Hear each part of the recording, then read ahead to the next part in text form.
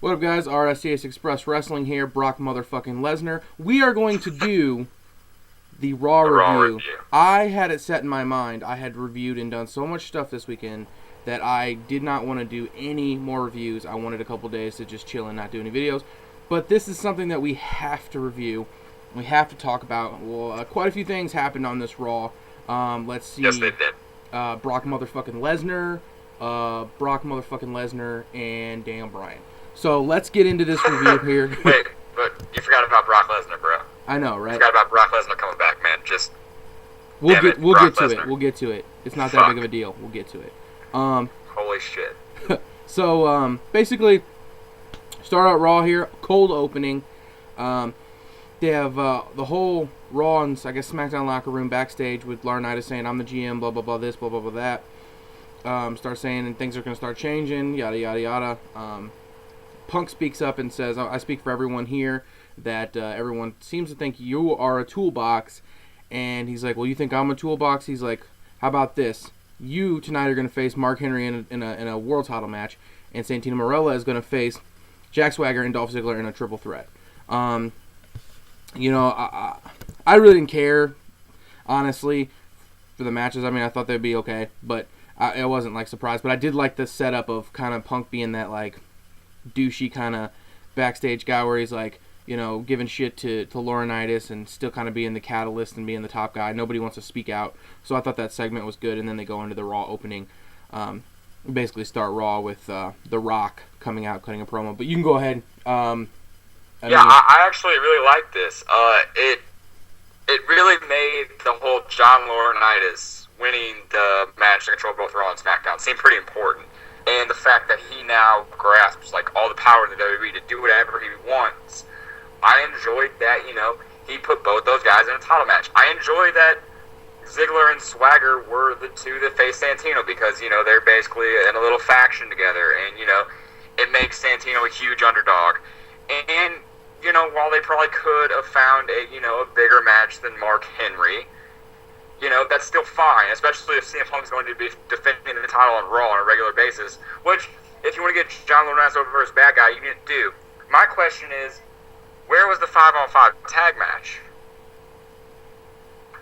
What are you talking about? They announced a 5-on-5 tag match. It was going to be Punk, Sheamus, Santino Marella, Big Show, and I can't name the last guy, versus Cody Rhodes, Daniel Bryan.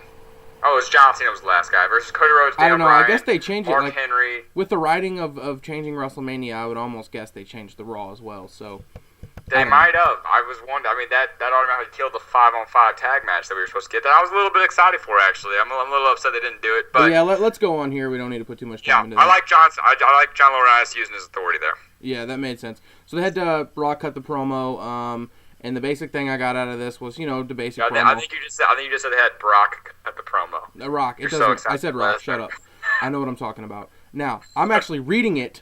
I have it on, a pull up here, so I know exactly what I'm saying. So shut the fuck up. All right. All right, dude. All right, man. Go ahead.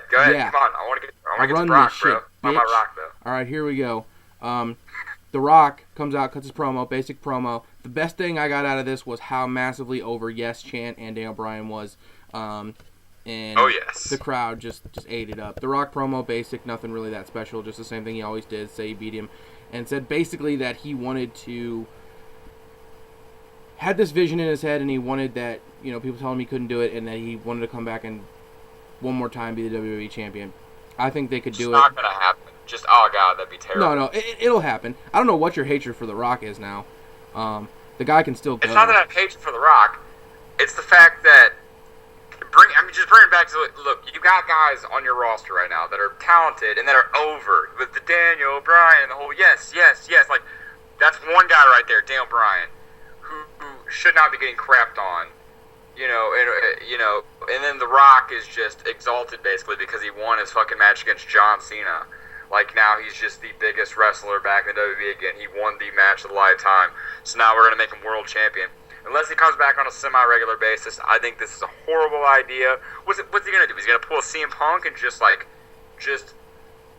win the title and then forfeit it and then just leave and just ride off into the sunset? Like, that just sounds dumb. I don't know.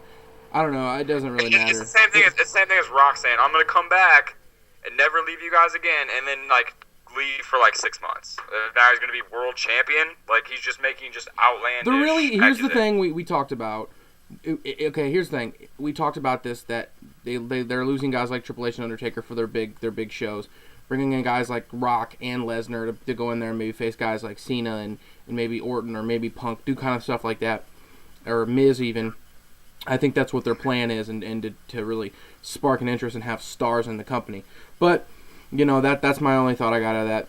The first match we got here, United States title match, Santino Marella, the champion, versus Dolph Ziggler and Jack Swagger. Okay, fun match here. Pretty much Swagger and Ziggler teamed up most of the time. Basic just beat down, and then out of nowhere, Marella gets the win. Santino Marella gets the win here. And then they, go after him and start beating him down and shit, and then Brodus Clay comes out to his rescue. And he looks like a complete badass, actually. He didn't look like just a stupid ass just jumping around. And then he helped him, and then they started playing his music, and they started dancing, and he started looking stupid again. But I really didn't get much out of this, other than they may have Clay and Santino team up and kind of maybe do a little program with Dolph and Swagger, which I know you have a massive just boner for Ziggler, and you probably don't want to see that. No, and that's funny. Like, I looked at the champion roster, like the champion roll call, and the only guy I really like that's just holding the title right now is just CM Punk. I don't really like Sheamus. I don't really like Big Show. I don't really like Santino Marella. I was kind of hoping one of those guys would just win the title, even though I think Ziggler's above that, or at least should be. Match was okay, I guess. The Brodus Clay thing, just maybe they're gonna make a comedy faction, like I've always said from the start. You never know. You never know with WWE. Santino and Brodus could just start tag teaming right now, and just people would just eat it up. I'm not even gonna lie to you. I wouldn't really care that much, but I mean, it's whatever. Yeah, I don't really care. Let's go to the next thing. I don't either. Yeah. So next we got here, which I think would probably be the second best thing that happened the whole night, because I'm a huge fan. Lord Tensei had his debut match against Alex Riley. Absolute squash. Squashed him. But I think this is entertaining here to the point where he did some really interesting stuff and showed off a moveset. They wrestled for a little while, and he kind of just squashed Riley for like 5 minutes. Like he showed off quite a bit of his moveset. What I really liked was the actual character that he's portraying. This almost Great Muta type character. They really portrayed, Michael Cole and King were saying, he was a former WWE superstar, never made it to the big main event kind of spot, and he went to Japan and just blew up over there and became one of the biggest stars in Japan. They said that. And now he's back, and he's. But they never mentioned who he actually was before. They did not. They did not. But I really got out of this just Umaga 2012, but a lot better. I mean, well, I don't know if I say that. I don't know if I say a lot better. Umaga could work, and so can Lord Tensei. It's Tensai, but he couldn't actually. Talk. He never talked. Let's see if Lord Tensei actually talks. Yeah, he actually. It looks like he has a mouthpiece. He had a guy come out with him, Sakamoto, who's actually a guy who's wrestling in FCW's developmental. So, they could have him, talk for him, but he's Japanese, and that would make no sense. Good debut here. Alex Riley, wasn't he U.S. champion but a year or two ago? Yeah, he just keeps getting squashed. I don't really. He gets, but he's still, he had a little bit of length. It's like Ezekiel Jackson. He used to be a champion. You could put that over, and look, this guy comes in and just squashes him in less than 5 minutes. Yeah. Good stuff. Good debut. Probably better than any Brodus Clay's debuts or squashes. So, yeah. Nothing too terribly to talk about. I'm psyched for that, but I'm obviously psyched for something much bigger later on. Yeah. So they definitely they were setting up the whole night these promos that Cena cut before WrestleMania, basically saying, I need to win, nobody forgets, nobody remembers second place, and they did this whole thing build up to the end of the show, basically making it look like Cena might leave the company or take some time off, or blame The Rock or blame the fans, or possibly tease that he would turn heel.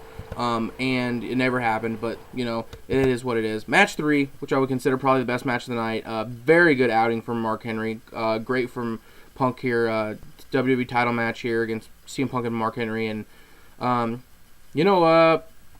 Punk really has become the MVP of the actual wrestling quality. I know he's one of those guys. He's got a lot of stroke now in the company.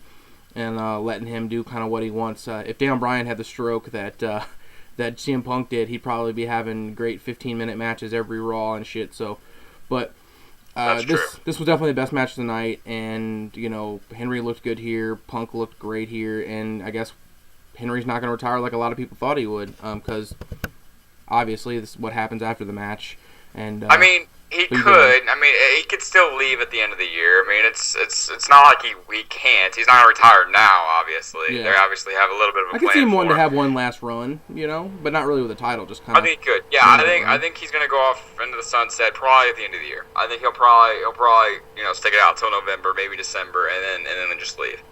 But good little match here, nice little match here. I'm in favor of having title matches on Raw and SmackDown to kind of build up your champion. The prestige, every defense counts to me. And CM Punk has been champion since November 20th, since, what was it, not TLC, Survivor Series.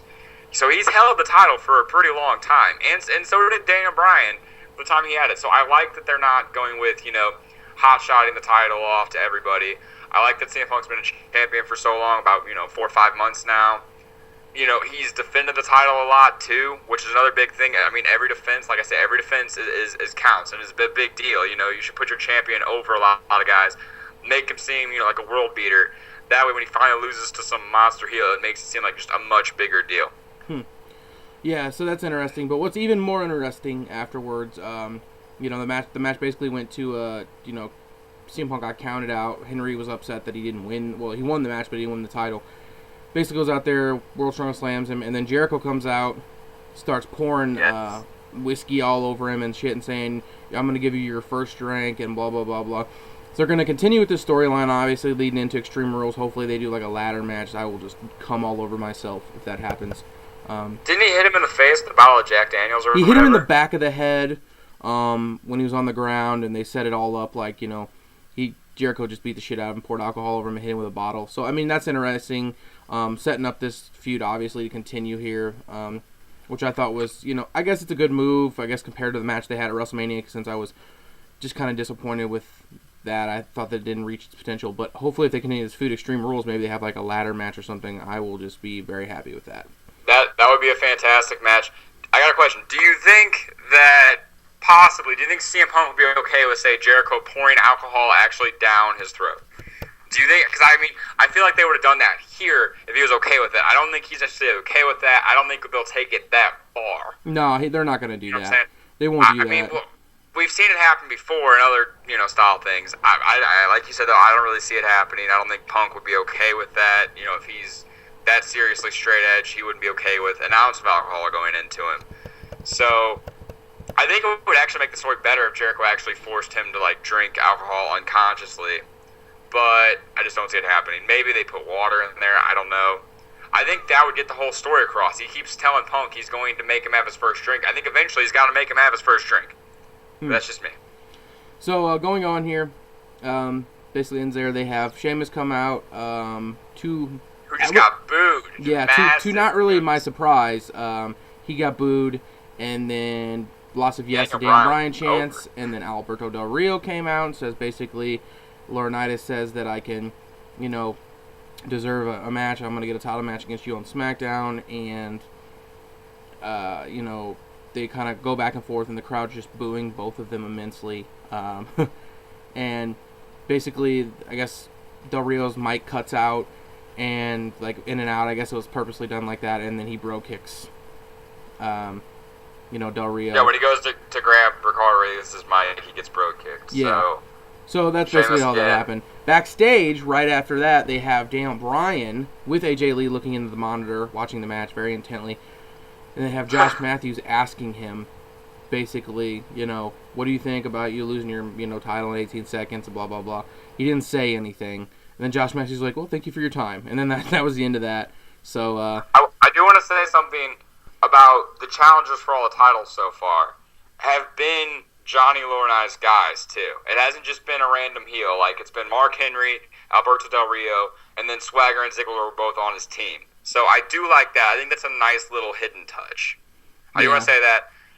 I enjoy Daniel Bryan not saying anything. I think he should just be a badass heel. I think that should be his character. I think that's what they need to transform into. Right now, he's kind of the, I'm better than you heel, but he kind of wins by flukish ways. I want him to just be a badass heel that's a heel, but he goes over clean. But he's just a huge dick to the fans. Or So something just like that. He turns on the fans for just cheering him a whole bunch.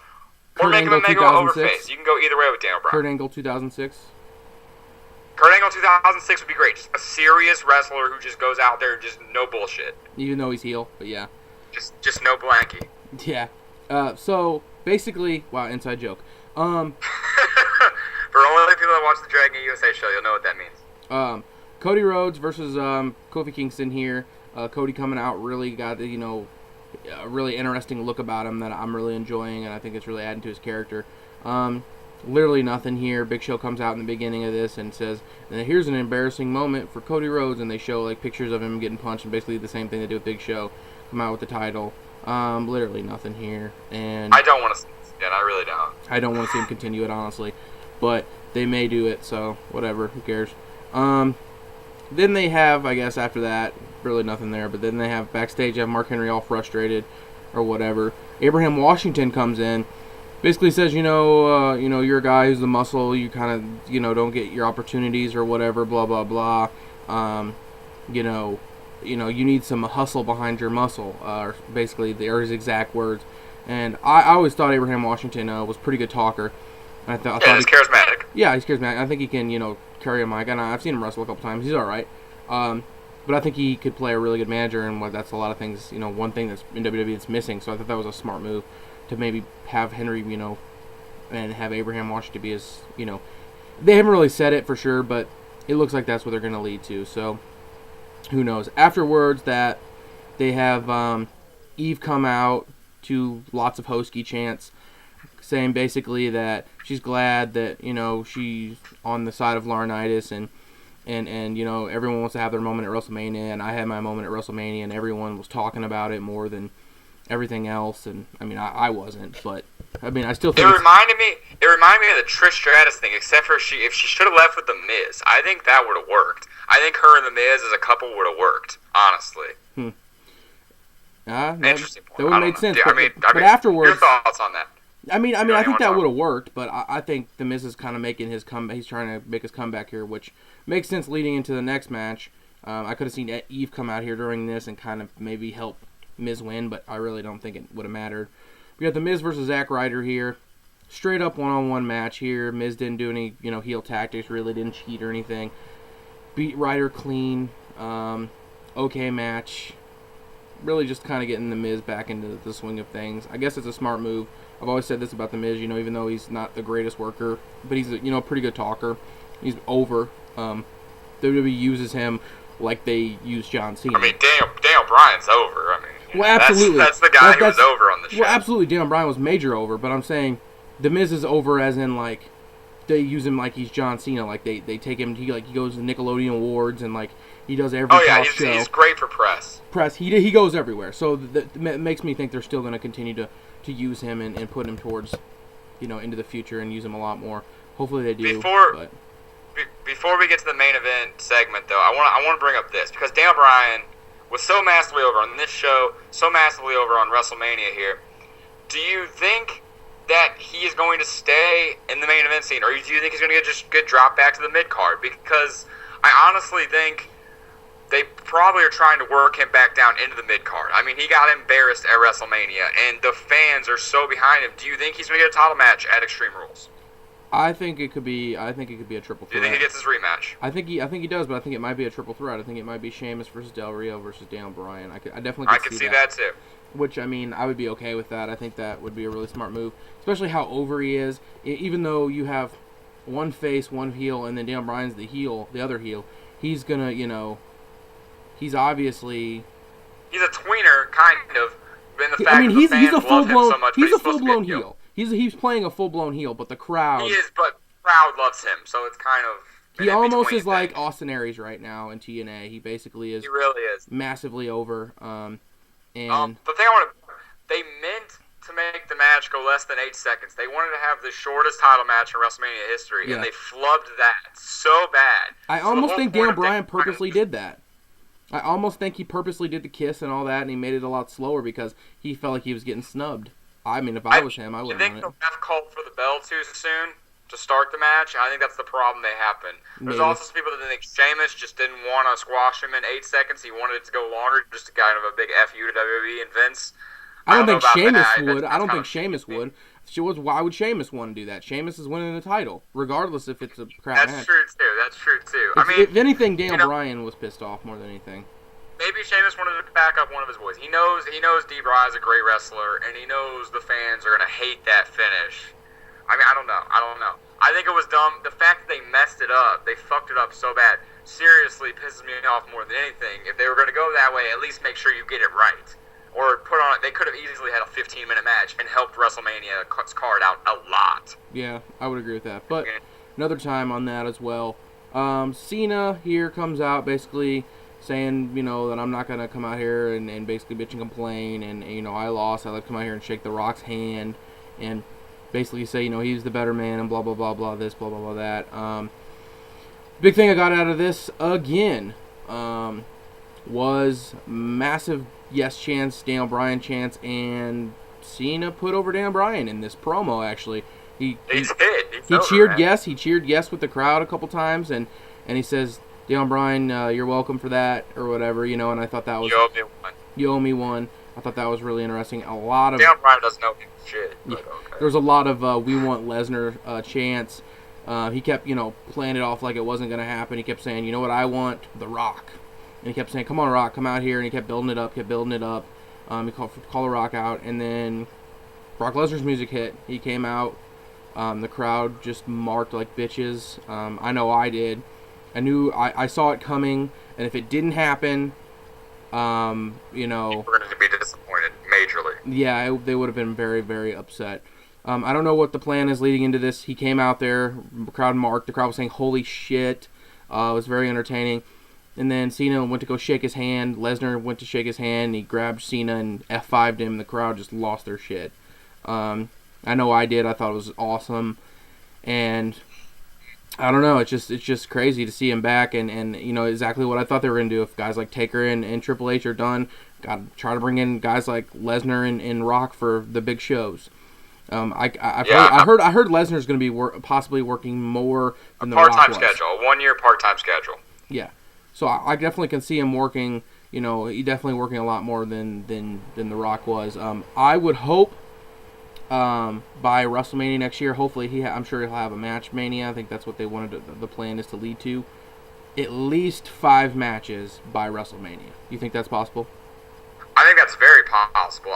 This segment was massively over here. I think the only thing that kind of hurt it is people knew it was coming. I think when they announced The Rock as the guest host of WrestleMania, you weren't quite sure if it was really going to be The Rock. You thought it was going to be, but you weren't quite sure. Everyone knew Brock Lesnar was there. Everyone knew Brock Lesnar was going to come out at the end of the night. I think the only thing people thought they knew was that they were going to announce a match for next year's WrestleMania, which I still think this kind of announces it. I don't think Lesnar and Cena are going to square off right away. I really think that's their money WrestleMania match. That is WWE's biggest draw of the last, 5 years versus UFC's biggest draw ever. And putting them in a match is just a huge thing.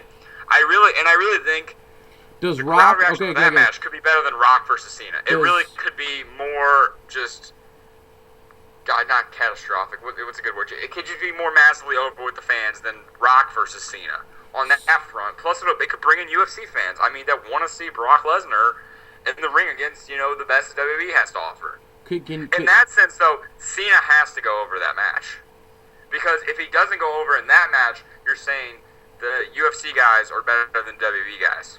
You were just thinking way too into this. I was just gonna ask the question, the final question before we get out of here. The thought of them having a match at WrestleMania, Brock Lesnar versus John Cena. Does this draw more buys than Rock versus John Cena? It's going to be close. It's going to be really close. I don't know if it does.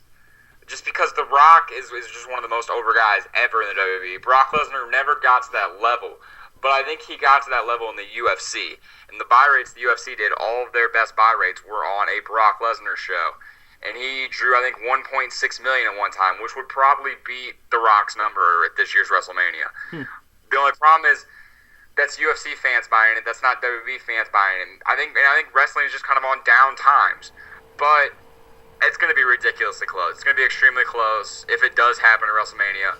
I think it's going to draw extremely well. There's definitely a possibility it could draw better than Rock Cena. I don't know what match is bigger, honestly. I think the sour taste in my mouth from Rock Cena makes me think that Lesnar Cena is probably the bigger match. But in hindsight, like if I the match happens, I look back on it, I think Rock Cena is still barely bigger than Lesnar versus Cena. I think Lesnar Taker may have been bigger than Lesnar Cena, but I mean, there's so many different ways they could do this. They could have Lesnar Cena at SummerSlam or at a pay-per-view, before SummerSlam. If you want 5 matches, he's going to have his first match before SummerSlam. And they could be leading up to Lesnar versus Taker. They could put him over all the top guys in the WWE until he gets to Taker and have Taker at Mania. All right, well, that's Monday Night Raw for you for the April 2nd Raw here. Thanks for getting here with RSJS Express Wrestling. And probably not going to do a video for, I don't know, a week. Because I really don't. Next week's for all. Because I really don't feel like doing another one right now. I'm kind of burnt. Oh, you'll want to do one in 3 days. Probably. You'll have a good idea. Probably not. But I'm gonna get out of here. I had to talk him into this one, ladies and gentlemen. I had to talk him into this. The Mad Scientist, MVP Shear on the other line. We're gonna get out of here. Deuces.